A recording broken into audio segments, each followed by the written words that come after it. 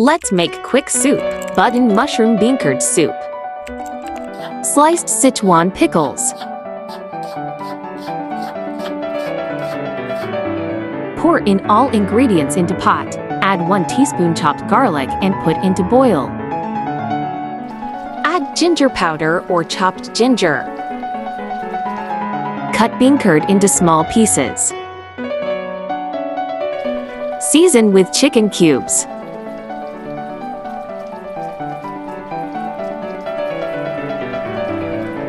Look at the soup, wow!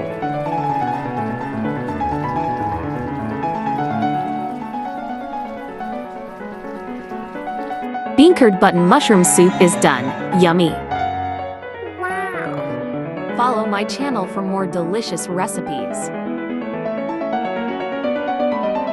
Thanks for watching. See you in next video.